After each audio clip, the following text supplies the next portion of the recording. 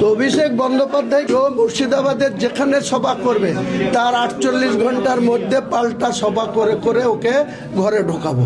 Open challenge.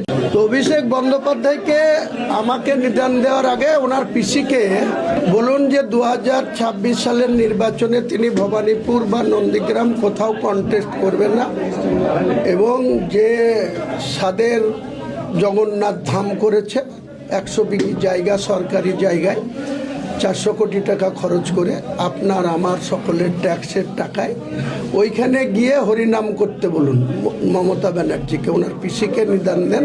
তাহলে আমি জেওপির chairman পদ অন্য কাউকে তুলে দিয়ে আমিও মক্কায় যাব, হজ করে এসে বাবরি মসজিদ গঠন করে ওখানে নামাজ পড়ব।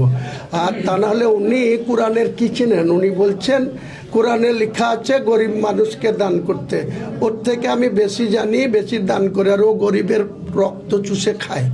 তার কথার কোনো জবাব আমার কাছে দেওয়ার নাই। ওকে মুর্শিদাবাদের তৃণমূলের সাংগঠনিক জেলা, এরপরে হুমায়ুন কবিরের খাঁড়ায় পড়ে তাকে বেলডাঙ্গায় রোড শো করতে আসতে হচ্ছে। 17 তারিখে বলেছিল বহরমপুরে সভা করব, সেখান থেকে নিচে নেমে এসে রোড শো। ও যে রোড শো করবে 10,000 লোক হবে, আমারও ড্রোন ক্যামেরা ঘুরবে। আর 19 তারিখে তার জবাব ওই বেলডাঙ্গা থেকে আমি রোড শো করব, দেখাবো আম জনতা, আম পাবলিক হুমায়ুন কবিরের সঙ্গে কত আছে, না সর্বভারতীয়, না রাজ্য স্তরের নেতা, পার্লামেন্টের নেতা, তার কতটা লোক হয় বেলডাঙ্গায়, আর হুমায়ুন কবিরের পিছে কতটা লোক হয়। জবাব ওপেন চ্যালেঞ্জ।